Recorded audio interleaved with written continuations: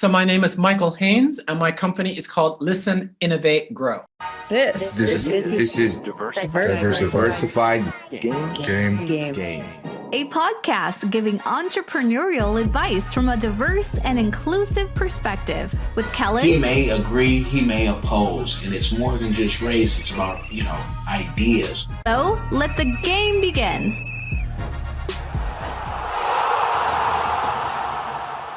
Hey, it's Kellen, and today on Diversified Game, all the way from Australia, it is early, you guys, 6 a.m. on his end, so we are so happy that Michael Haynes is coming and giving us the game on his company, Listen, Innovate, Grow. Michael, welcome to the show. How you doing? I'm very well. Thanks for having me on the show. Well, thank you for coming on, because what you're doing, it's like a global renaissance, for lack of a better word, that's just going on globally. So all the way from Australia, can you tell the people what your company is doing? Great. So Listen, Innovate, Grow works with small and medium-sized companies, helping them to build and grow their businesses. So acquiring and retaining customers. But the focus of Listen, Innovate, Grow is working with those companies that want to acquire other businesses as their clients. So really working in that B2B, that business-to-business space. That's the area we focus in when working with small and medium-sized companies. And are the companies, are they typically in Australia? Are they in Canada, your home country? Are they just global that you're working with? Great question. So I'm based here in Sydney, Australia, originally from Canada. And so I work with small, medium-sized businesses globally. So I've got clients here in Australia, working with a number in the US, Canada, and some in Asia as well. So really working virtually and globally right now.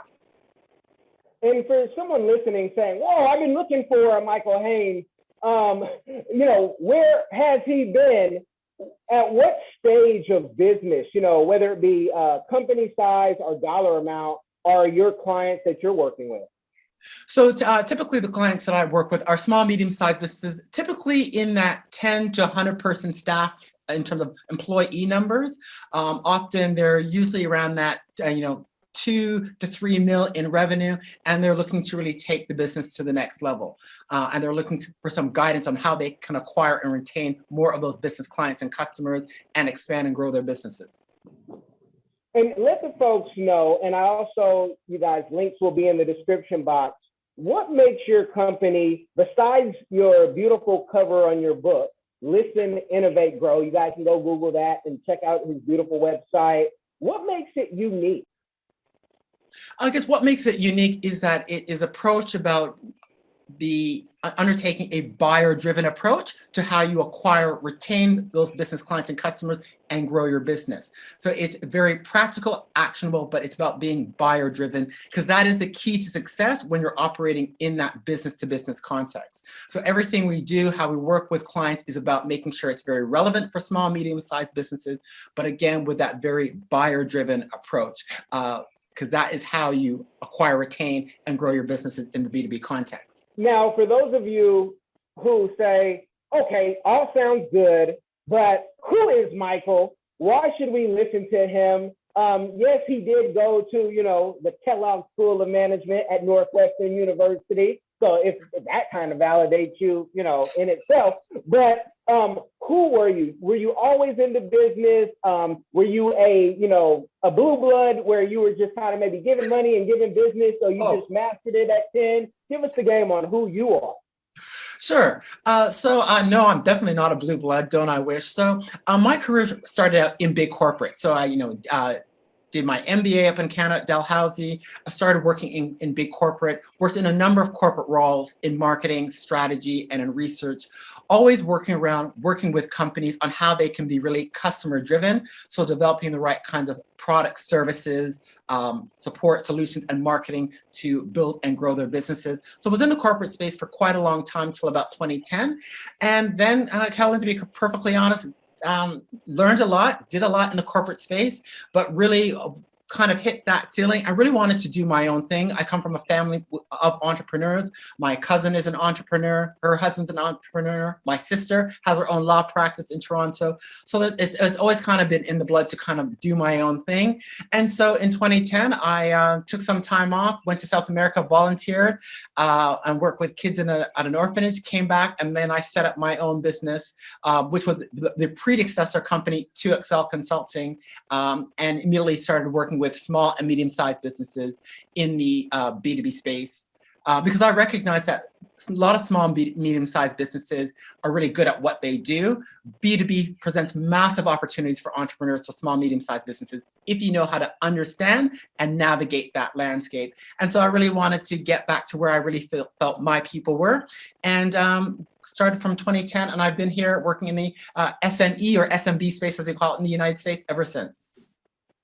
What do you think is, the number one issue you see entrepreneurs trip on that has stopped them from going to, the next level? And then they read your book or they get your services and you're able to take them. What is that thing that has most people kind of stuck? I think one of the things that has a lot of small, medium businesses stuck is not recognizing the importance of what I call that listening, gaining that in-depth understanding of the industries, the geographic markets, those business clients and customers you're going after, but also kind of understanding the buyer, the decision-making, understanding that buying decision-making process in the B2B space. That's often where I find that there is gaps in understanding, not having that depth of understanding, because that really drives and determines everything that business needs to do. And how hard is it then if you have an entrepreneur and whatever success is, because I always think we're going after it, and it's like you never really get there. And if you think you're there and you're Grant Cardone, hey, it's all right. Why are you making videos every day if you're already there, right? And you're successful. How difficult is it to get somebody to adjust and then trust you and say, this will work? Do you find that to be a dance, or do you have a formula that it's like, nope, I've already seen this before, seen it 100 times. I know what to do with you. I got to shake the heavens out of you, or maybe the hell. But is there, how difficult is that? Usually it's not too difficult, because a lot of the business owners and CEOs of these small, medium-sized businesses that I'm working with, they're really looking to grow, and they know that they've gotten stuck because they don't have a strategy, or they tried certain things and it hasn't worked. So they're very open to new ideas and new approaches on what it takes to take their business to the next level. I also have developed a framework and approach called the Listen, Innovate, Grow B2B framework, which is based on quite a bit of research and case studies examining other companies, both companies that I've worked with, but also other companies in terms of how they've been able to get that sustainable, profitable growth. So it's usually through a combination of educating them of where they're at, where they need to be, showing them this framework and this process, that small and medium-sized owners that are really growth-oriented are really quite open and receptive to start moving forward and taking the steps necessary. Planning is one of those things that sometimes people get into a business, they have their business plan, they fulfill all of that, and they're stuck. Now, I want to know about your planning when you went to go volunteer. Did you know after you volunteered that you would start your own business, and did you know that what it would be in? Or did you get the eureka moment while volunteering abroad and say, oh, I can go do this? I just want to try to get in your head a little bit. Sure. So when I went on that trip to South America, I went for 4 months, and I wanted to do something different. I wanted to do some giving back, because I'm very big on giving back and helping others. And so it was while I was working at that after-school program in an indigenous village in Peru, I was kind of mulling over in my head what I wanted to do next. The corporate world has been good to me in terms of learning a lot around business to business, and learning around different approaches on how you understand customers, how you work with clients. So a good training ground for me, but I knew for me, really just wasn't a fit. It was kind of, what do they say? You're the square peg in a round hole. It wasn't really aligning for me. And so it was during that trip in South America, what I was thinking about, what do I want to do? Where are my strengths? So that was sort of, I guess, the thinking time where I was doing some of my own listening to myself and starting to innovate and think how I was going to move forward. So that trip was quite significant in terms of kind of setting me on the path towards where I am now. And you talk about giving back, and this is one of my signature questions where I love to ask entrepreneurs, what is their give back that they're doing or that they plan on doing in the future? So with that, that's what I'm asking you.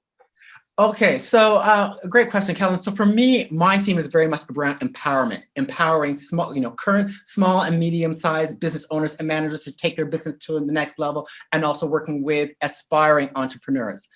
So in that regard, I do some volunteering. I've done, volunteering at workshops, strategy sessions at the Sydney School of Entrepreneurship here in Sydney, Australia. I've sat in on some panels and been involved in events with Startup Canada. They just had a panel talking about Black entrepreneurs, entrepreneurship. I was a guest speaker at last year's inaugural session, and then I participated again this year. So where there's opportunities for me to give back to, help aspiring entrepreneurs, whether it's through speaking engagements, workshops, I definitely try to participate in that because, again, I'm very big on empowerment, and I really do believe entrepreneurship through B2B is the way to freedom, growth, and the impact that folks are seeking. And when you talk about, Black entrepreneurship, is Australia going through the same, renaissance that we see in America where, folks are more Black people, more women, more everybody is just having business and they're allowed to be them? Or I know in music, Australia is sometimes 10 to 20 years behind, especially in hip hop. But, in business, are you seeing that people can wear their hair like they want, bring who they want to the table, and not have to put necessarily a Caucasian face in front of the business?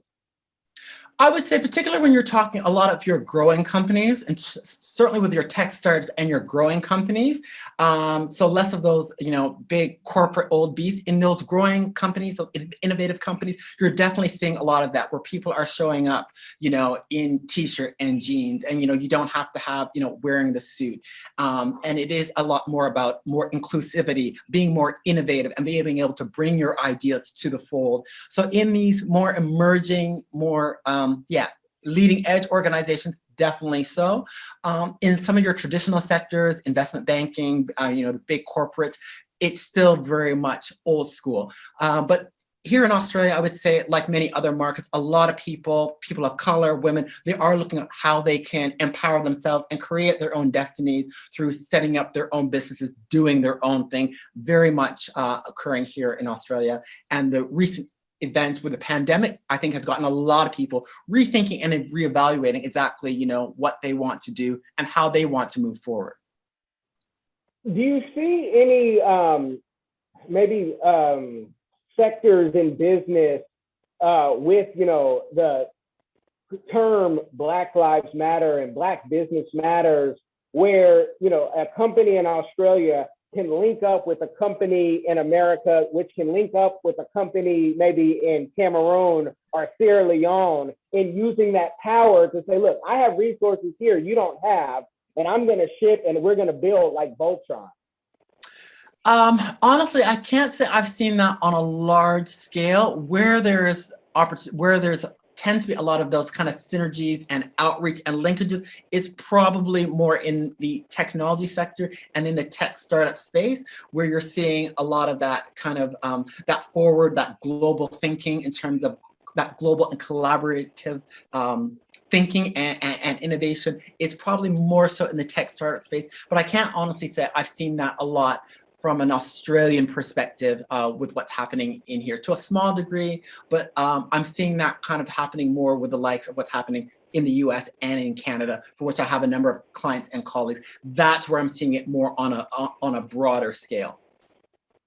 Awesome. And you guys, again, his book, Listen, Innovate, Grow. You can get it on Amazon, but for those of you who say, but I don't even have that much money to go get it on Amazon. Request it then from your local library until they get it. There's no reason why you cannot get this book. And, even you could download some free chapters on his website, as a teaser, but you're going to need the full thing. With the book, will this be, do you have another one on deck ready to go? So with this book, Listen, Innovate, Grow, I'm probably going to be looking next year to do a bit of an update on it in terms of just adding what I've seen in terms of what are some of the recent trends and some of the developments in the B2B space. So a second edition is definitely on its way. But this first book, Listen, Innovate, Grow, is quite evergreen. It goes through the Listen, Innovate, Grow framework, which really listen, innovate, grow. Those are the three key activities that businesses, small and medium-sized businesses, but really all businesses need to be doing on a systematic basis if you want to acquire, retain those business clients and customers, and grow your business. Those are the three key activities: listening, innovating, growing, that you need to be doing in a very practical but strategic buyer-driven approach in order to meet those objectives. So that's really what it's all about. And I can take you through the framework quickly if you'd like me to. Take your time, yeah. You teach. We're here to learn. Okay, sure. So first of all, the first part is listening. And listening is all about gaining an in-depth understanding on three levels. First is listening to you. So that's listening to you as the business owner, as the CEO of your company, and understanding your goals and your vision. It's also about understanding your company itself in terms of its strengths. What are its key strengths, its key capabilities? Where are you having success? Are there certain kinds of clients and customers? Are there certain kinds of industries where you're being successful? Are there certain components of your product and service portfolio where you're getting a lot of customers, making lots of revenue? So it's really having an understanding internally as the business owner and the company where you're at. So that's listening to you. The second element is listening to the market. So that's listening to those industries, geographic markets, both those that you're currently serving and those that you're wishing to serve. So understanding what are the key drivers, what are the key developments, what are the trends going on, understanding who are your competitors that are going on. Very important that you have that external view and in-depth understanding of those industries and markets that you're going after, so you're going to know what are the requirements, what are the needs of those within those respective industries and markets.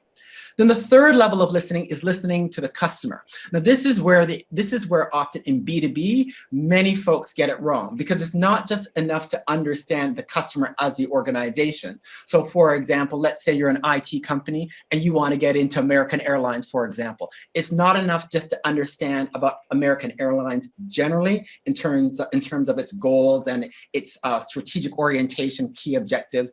You need to understand, let's say you're an IT company and you specialize in providing project management and IT planning services. You need to understand within American Airlines who are the buyers of those kinds of IT consulting services, because that, Kellen, is who you need to target in terms of your marketing and sales activities. So listening to you is about listening on those three levels: listening to you as your business owner in the company, listening to the industry and the market, and listening to customers.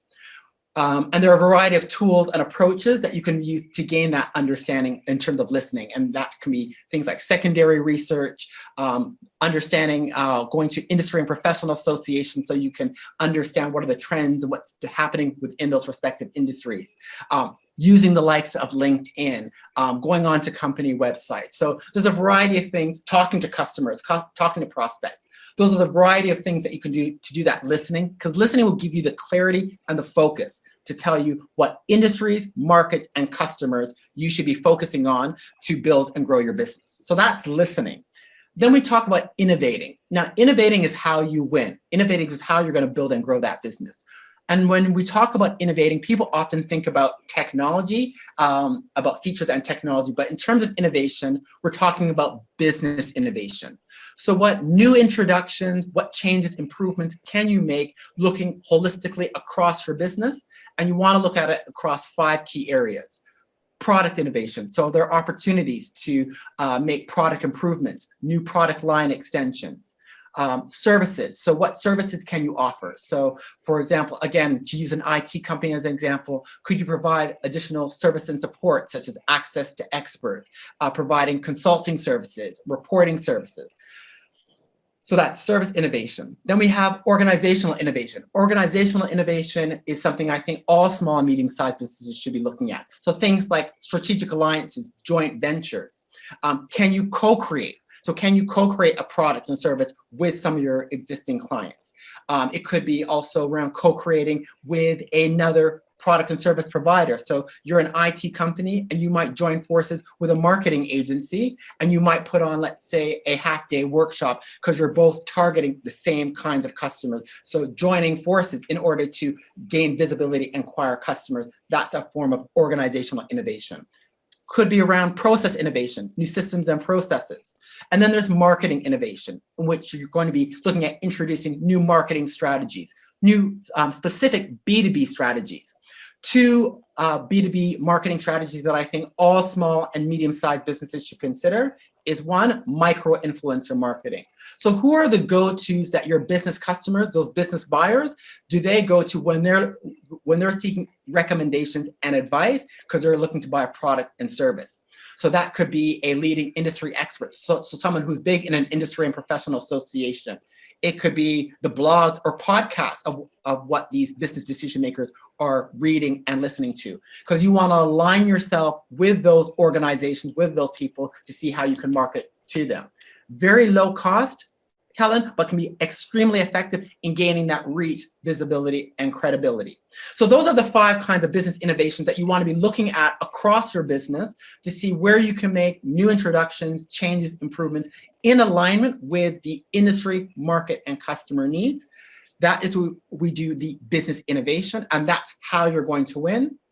And then finally is grow. And so grow is all about what are your approaches to grow? And that could be, are you going to go after new markets, new customers, new products and services? Will you sell those to existing customers, new customers, or combinations thereof? And we call those the pathways to growth. So what are those different paths you're going to take to grow the business?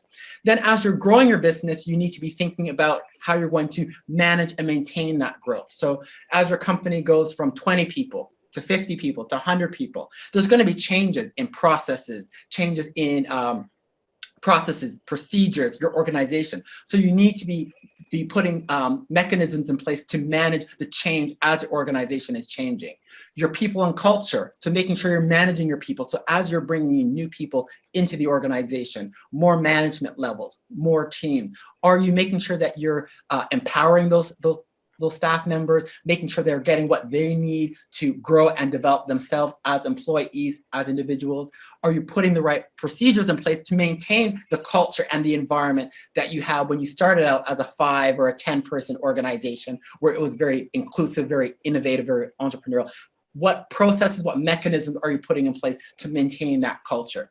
So listen, innovate, grow. These are the 3 activities that businesses need to be taking on an ongoing basis in order to acquire, retain those business customers, and ultimately grow their business. So that, in a nutshell, is the listen, innovate, grow framework, which I use as the basis to take clients through and working with them as they're looking to build, scale, grow, and scale their businesses.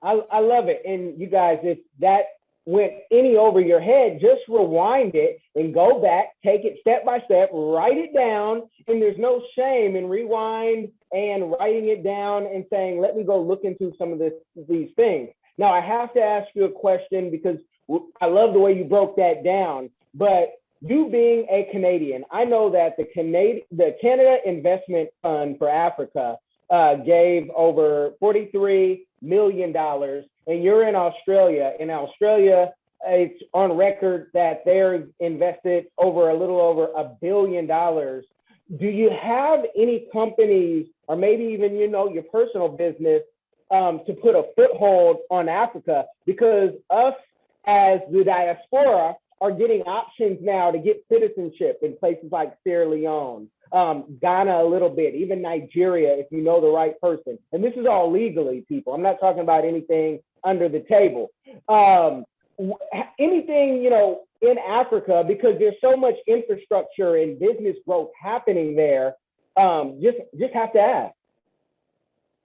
I am aware of, I've come across there have been a few venture capitalist companies that are looking as part of their go-to-market strategies. That has been an area that they have been looking at. I've come across a few tech startups as well, which they have recognized the market opportunities over in Africa. So things are starting to happen there. And yeah, some of the venture capitalists have they've recognized the market opportunity. So it's on their radar. So things are starting to happen. And particularly, I would say, particularly from the technology sectors, is where I've seen companies that are really starting to take a look to say, oh, there's a lot here in terms of great market potential, and in terms of untapped opportunities relative to other markets. It's an area that is starting to getting a lot more focus, because recognizing the potential and that it's still relatively under the radar, although that is starting to change, because more and more folks are starting to recognize, say, oh, yeah, so it's starting to change. It's starting to move in the right direction, which is quite encouraging.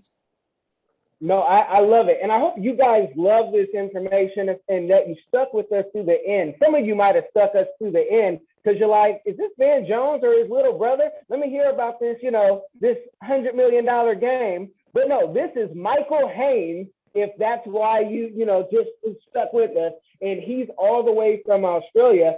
Tell the people where they can find you, Michael, and please leave them with any words that, of encouragement, so they can tap in, tune in, and check you out.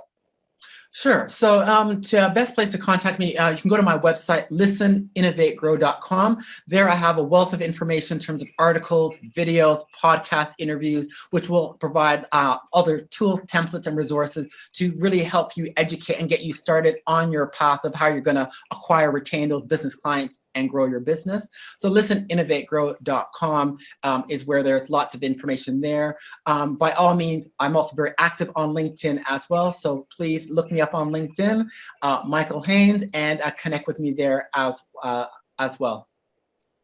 You guys have been blessed by the game. If you do nothing else, share this with somebody. It will change their life. Be blessed. Thank you, Michael. Thank you for having me. Are you tired of the rat race in America? Are you ready to visit the motherland to relax and rejuvenate? Are you ready to explore all that Africa has to offer? Then check out the brand new Diversified Game Academy course, Prepare for My First Trip to Africa. Are you worried about being able to afford the trip? We got you. We will show you how to travel either on a budget or as a baller. Learn how to stress the value of the USD. Did you know that 100 United States dollars is worth over 1,000 South African rand, or 10,000 Kenyan shillings, or 54,250 West African CFA? Are you worried about taking your kids? Get the game from Kellen Cash, a bona fide world traveler, having traveled to almost 20 countries, several of those in Africa. Get the game on taking your kids on their first trips. Learn how to find the best tickets, get the visas, and plan your own adventures in Africa. Don't let Eddie Murphy have all the fun. Plan your own coming to Africa trip starring you, produced by you, and featuring you. If you are ready for a life-changing experience, sign up for our course today, Diversified Game Academy. Get prepared and purchase at diversifiedgame.com.